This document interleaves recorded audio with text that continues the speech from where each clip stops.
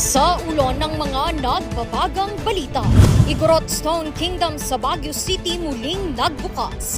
Probinsya ng La Union handa na sa dagsa ng mga turista ngayong Semana Santa. Linggo ng palaspas ginunita sa Baguio City. Mga ani ng mga magsasaka sa Cordillera ibinibenta ng isang mall sa Baguio. Makulay na pagdiriwang ng Langay Festival ng Mountain Province muling nagbalik.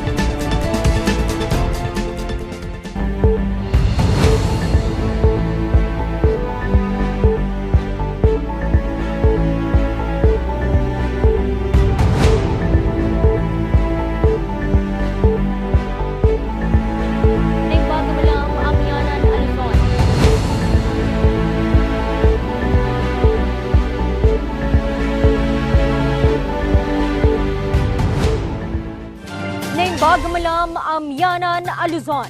Narito na ang mga bago at may init na mga balita. Nakalatag na ang mga plano ng pamahalaang panlalawigan ng La Union sa pagdagsa ng mga magsisiuwian at mga turista sa nalalapit na Semana Santa. Magbabalita Charles Limon. Mula Bataan, bumisita ang pamilya ni David sa San Juan, La Union. Ito'y para masulit ang bakasyon ngayong Holy Week. So this is one of the surfing area. So enjoy naman kami dito with all my brothers and sisters from abroad. They are from Canada and US. Isa sa kanilang plano ang pagligo sa dagat. Pero kampante naman siya na ligtas ang dagat ng La Union. Wala naman kasi very surfer naman, very cooperative. They guard us. Isa lang ang pamilya ni David sa mga turistang nagsisimula ng dumagsa sa bayan ng San Juan ngayong Semana Santa. Ito ngayon ang tinututukan ng La Union Police Provincial Office. We have dedicated a total of 368 na kapulisan natin para bantayan yung kalsada, mag-establish sila ng mga police assistance centers in every municipalities. So, meron din tayong mga force multipliers. Actually, marami rin sila almost 500 ata, more or less 500 na force multipliers na tutulong dyan. Handa na rin ang lungsod ng San Fernando. Of course, meron tayong yung operation na Sumbak and naka-ready naman na lahat. Nakapag-meeting na tayo with sa kapulisan, yung sa mga OPS po natin. Marami rin tayong mga volunteers that would help us ensure yung safety ng mga lahat ng magbibisita sa atin, mamamasyal dito sa lugar natin. Katunayan, naka-full alert na ang PNP para sa Holy Week. Katuwang ng PNP sa pagbabantay sa kaligtasan ng mga bisita at residente ang La Union Provincial Disaster Risk Reduction and Management Office na ngayon ay naka-red alert na rin. Meron tayo yung sa emergency plan na where doon nga, ngayong araw, magkakandak kami ng roving sa different LGUs dito sa La Union para malaman din namin kung ano yung mga needs pa ng mga different LGUs. Kanina, nag-ikot sila sa mga MDRMO ng mga bayan sa probinsya. Ito'y upang matiyak ang kahandaan ng mga ito sa pagresponde ng anumang sakuna. Isa kasi sa maigting na batas na kanilang ipinapatupad ay ang Provincial Ordinance No. 108-2017 o mas kilala bilang Lifeguards or Pool Resorts Ordinance of the Province of La Union. Nakapaloob dito ang pagkakaroon ng mga beach o pool resorts ng tamang mga kagamitan sa pagresponde sa mga kaso ng pagkalunod. Dapat mayroon ring mga nakakabit na warning signs. Pero higit sa lahat, importante raw na ang mga resorts ay mayroong mga lifeguards. Mayroon ng marching order din ang local government natin, provincial government. Simulan na i-check ang ngayon because of this. Dapat ang requirement ay mayroon tayong lifeguards, tsaka mayroong mga safety jackets, safety equipments para sa mga lumalangoy. Pag hindi, papatigil nila yan.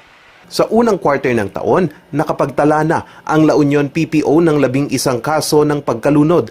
Handa rin ang 2 ahensya sa pagresponde sa mga aksidente sa kalsada. Siyempre, expect din natin sa dami ng biyahero, siyempre hindi rin natin maiiwasan yung mga vehicular accident, ganong mga incident. So, aside from yung drowning, yun din yung mga binabantayan din natin talaga. We have prepared our men para dedicated dyan sa tasking na to make our motorists, to make our tourists, itong mga pauwi sa bahay na mga nagtatrabaho sa malayo para safe sila. Inaasahang dadagsain ng mga turista ang probinsya pagdating ng Miyerkules Santo hanggang sa Linggo ng Pagkabuhay. Charles Nicolimon para sa Luzon Headlines. Laking tulong ngayon sa mga magsasaka sa Cordillera ang programa ng isang mall sa Baguio City. Libre kasi nilang naibibenta rito ang mga produkto. Narito ang balita. Sa dami ng propesyong maaaring tahakin, pagiging magsasaka ang napili ng binatang si Efraim. We realized that we are the parang lumiliit na yung farmers natin. So, pinaka-basic naman yun. Kailangan natin ng pagkain, ma'am, no?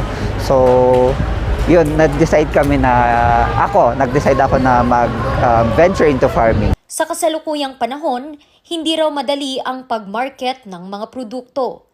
Kaya't laking pasasalamat niya sa pagkakataong makapagbenta ng mga ito sa isang mall sa Baguio City. Very big help po kasi for us to market our products po since nagsisimula lang po kami, mga young farmers po kami, parang consolidated po kami dito. We're trying to equip the local farmers with the modern sustainability farming skills para they can sustain their livelihood.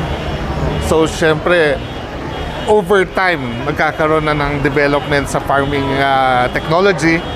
So that's the SM Foundation. Katuwang nila sa programa ang Department of Agriculture. Parte rin ito ng Kadiwa Program. Kasama po ng mga farmers natin para mai-link po yung mga farmers natin sa mga iba-ibang agencies po para maibenta po yung mga product nila. Rektang na ibibenta ang farmgate products sa mall na hindi na kinakailangan ng mga middleman. Kaya't mas kikita na ang mga magsasaka kahit mas murang halaga nila ibinibenta ang mga produkto kung ikukumpara sa mga palengke. Kaya ako dumaan kasi mura siya compared sa loob. Nakakatuwa na may parang nabibigyan sila ng opportunity na direct na nilang mabebenta. So, no middleman. So, parang mas maganda para sa kanilan. At the same time, para sa amin na consumer. Ang Sunday Market ay isa sa gawa sa 33 branches ng mall na ito mula alas 7 ng umaga hanggang alas 2 ng hapon. Randy Guzman para sa Luzon Headlines. Matamlay, naglalaway at lagi bang hinihingal ang inyong mga alagang aso ngayong tag-init? Maaari raw itong sintomas ng heat stroke. Kung paano ito maiiwasan, alamin kay Jose Robert Inventor. Laking gulat ni Valerie nang mapansin nito ang maliit na pantal sa balat ng alagang Shih Tzu na si Toki. May mga kati-kati po siya sa katawan. Kaya parang nung nakita po namin, pinaano po namin dito sa may sipaw po. Si Dennis naman, hindi mapakali sa tuwing nakikitang matamlay ang alagang si Coco. Anya, epekto daw ito ng mainit na panahon. Well, they keep me company. They're a man's best friend. So, they cheer me up. One thing, I make sure that they are hydrated. There's always water. Tapos they are in the shade. Kasi they are not in the house, they are in an area na hindi direct yung sun. At least there's a shade. Ayon sa mga veterinaryo, ang mga asong brachycephalic o mga may maikling nguso at pangong ilong ang kadalasang tinatamaan ng heat stroke. Limited yung space ng airways nila. Mas mahirap silang huminga. Kahit sa normal days, mas mahirap silang huminga kaysa sa mga ibang aso. Isa lamang daw ito sa mga kadalasang sakit ng mga aso tuwing mainit ang panahon. Bukod dito, kabilang rin sa binabantayan ngayon ng City Veterinary and Agriculture Office ang kaso ng parasite at skin diseases sa mga alagang hayop. Kada araw, hindi bababa sa 5 hanggang 6 na kaso nito ang ginagamot nila. Kaya payo ng ahensya. For example, makakita tayo ng aso na under heat stroke or heat stress. Pwede tayong mag-spray ng alcohol sa kanilang mga paw pads. Spray ng alcohol directly sa paw pads nila, dito sa mga singit, And then, pwede tayong mag-pour ng cold water. Mainam rin ang regular na check-up sa mga ito upang matiyak na ligtas mula sa anumang sakit ang mga alagang hayop ngayong dry season. Jose Robert Inventor para sa Luzon Headlines. Ang bahaging ito ay hatid sa inyo ng King's Vita Plus Animal Feed Supplement. Alagang King's Vita Plus, kikita ka na, aasenso ka pa. Susunod, Igorot Stone Kingdom muling binuksan sa publiko matapos itong ipasara. Yan at iba pang mga balita. Abangan!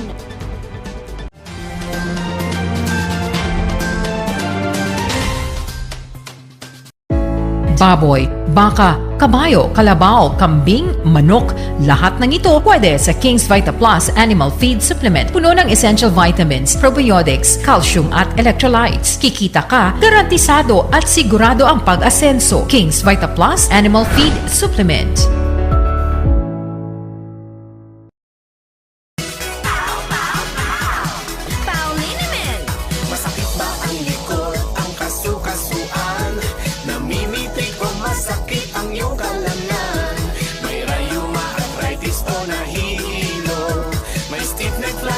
So masakit ang ulo sa Paulinimen yung haway garantisado.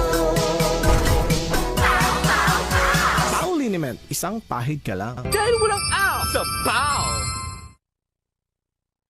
Bulok, maliliit at hindi ba malusog ang inyong mga halaman? Omega Green ang kasagutan. Ihalo lang ang 2 kutsara nito sa isang maliit na container at kaunting tubig. Pagkatapos ay ihalo sa knapsack sprayer at pwede na itong ispray sa mga pananim. Meron itong nitrogen, phosphorus, magnesium, copper at zinc na tumutulong sa pagpapaganda at pagpapabilis ng tubo, pagpapanatili ng nutrisyon, mas malagong mga dahon at panlaban sa mga sakit ng mga halaman. Hindi rin ito nakasasama sa kapaligiran. Pwede rin ito sa kahit anong klase ng halaman, mapa-highland crops o lowland crops. Omega Green by Encam Agri-Marketing, the ultimate friend of farmers.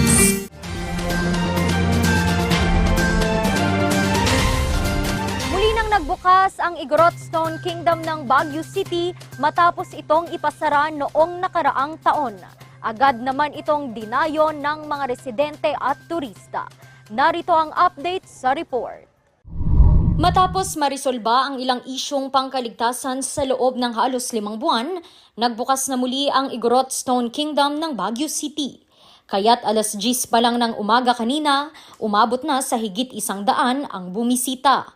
Kasama rito ang pamilya ni Rose na hindi pinalampas ang pagkakataong makatapak at masaksihan ang ganda ng palasyo. Kasama to sa itinerary namin. So kahapon pumunta kami dito tapos sarado. So syempre nalungkot kami. Buti na lang nakalagay dun sa na opening ulit niya today. So last day namin, syempre hindi kami gumising pa kaming maaga para lang maabutan to talaga yun. So, regalo raw nila itong magkakapatid sa inang tinuring na dreamland ang Baguio City. Sobrang saya, syempre. First time ko makarating. Huwag kayo iyak ma, okay layan ma. Ang likas ng kahangahangang pasyalan, mas gumanda pa ngayon dahil sa karagdagang matataas na estrukturang gawa sa bato. Tila nagbalik at nasaksihan nga raw ni Arceli ang nakaraan. Yung panahon nung una, Stone Age, ano kami na kung saan kami pupunta. Yun, nakita nung anak ko sa mga pupuntahan dito sa Baguio. Nung nakita ng anak mo, pinakita sa'yo, anong sabi mo? Aba, itong una namin pupuntahan. May karagdagang mga parking lot at palikuran na rin ang pasyalan, base na rin sa napag-usapan sa isinagawang public consultation. Ang Igorot Stone Kingdom ay nagbukas taong 2021 at mula noon, isa na ito sa pinakasikat na pasyalan sa lungsod. Randy Guzman para sa Luzon Headlines. Dinagsa kahapon ng mga deboto ang Baguio Cathedral Church para sa Palm Sunday. Pagninilay-nilay at pagbabalik loob sa Diyos ngayong Semana Santa, mensahe ng obispo. Magbabalik sa report, Charles Limon.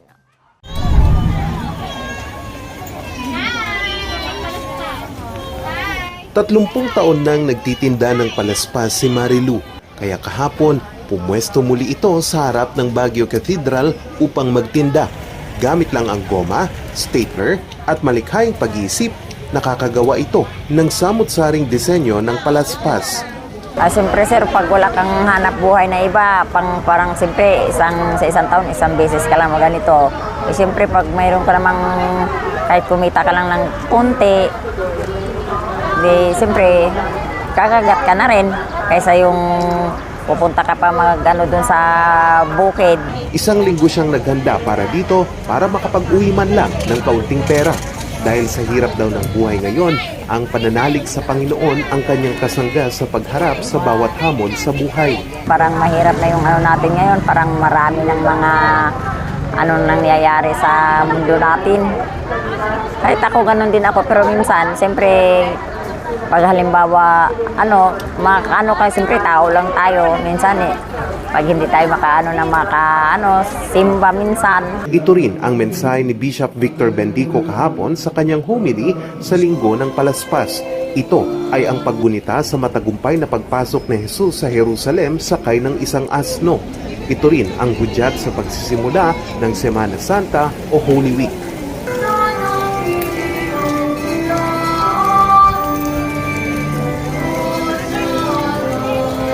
Mga kapatid, binibigay sa atin ng Semana Santa ang mga bagay nito para mabago ulit, or we can say ma-refresh ang ating relasyon sa Diyos at ang ating katayuan bilang mga anak ng Diyos.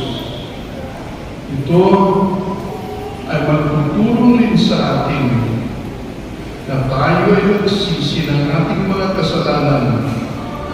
Mahalaga rin daw ang pagninilay-nilay sa pananampalataya sa Panginoon.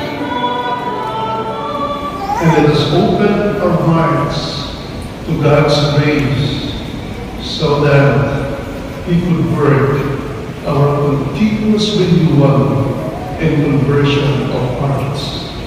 Paalala rin ng obispo, huwag raw ituring na anting-anting o agimat ang mga palaspas.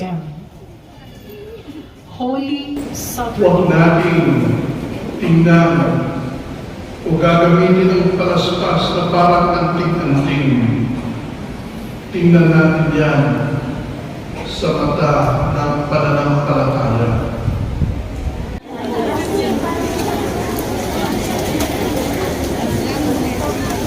Lalo pang dinagsa ang Baguio Cathedral pagsapit ng tanghali para sa mga gusto pang humabol sa pagpapabasbas ng palaspas. Naging mapayapa naman ang Linggo ng Palaspas sa lungsod ayon sa Baguio City Police Office. Charles Nicolimon para sa Luzon Headlines. World without end. Amen. In the name of the Father, and of the Son, and of the Holy Spirit. Susunod, makulay na pagdiriwang ng Langay Festival silipin sa pagbabalik ng Luzon Headlines.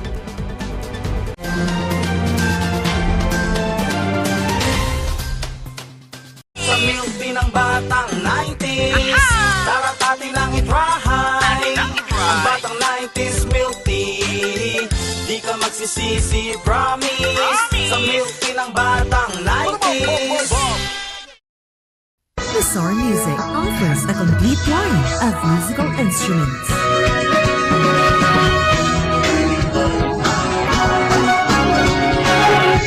Bizarre Music, Baguio's pioneer in online music and art lessons.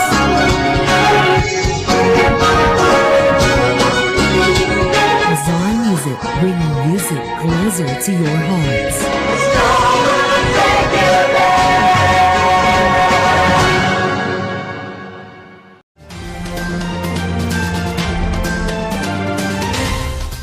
Naging makulay naman ang pagdiriwang ng Langay Festival sa Mountain Province. Ating silipin ang ilang mga tagpo sa kwento ni Jose Robert Inventor.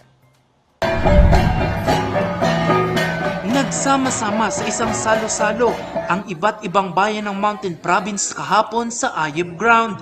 Ito'y para sa Langay on the Street na aktibidad ng ika-86 na anibersaryo ng pagkakatatag ng probinsya. Parte ng aktibidad ang sabay-sabay na pagkain at pag-inom ng mga residente bilang pasasalamat sa magandang ani ng mga ito. Pero bago pa man ang ingrandeng pagdiriwang, ipinamalas ng mga kabataan ang kanilang galing sa pagsayaw ng mga tradisyonal na sayaw. Nakisaya rin sa selebrasyon ang mga kalahok ng Mr. and Miss Mountain Province. Abot langit ang ngiti ng mga dumalo. Bukod kasi sa mga cultural performance, ay naaliw din ang mga manonood sa tugtugan ng iba't ibang lokal na banda. Nabusog rin ang mga ito sa iba't ibang potahe na inihanda sa pagdiriwang. Ang aktibidad ay simbolo ng kapatiran at pagkakaisa ng mga residente sa Mountain Province. Ang selebrasyon ng Langay Festival ay magtatagal hanggang sa ikalima ng Abril. Jose Robert Inventor para sa Luzon Headlines. At yan ang mga balitang nakalap ng Luzon Headlines ngayong araw. Muli, maraming salamat at magandang araw sa ating lahat. Happy Monday!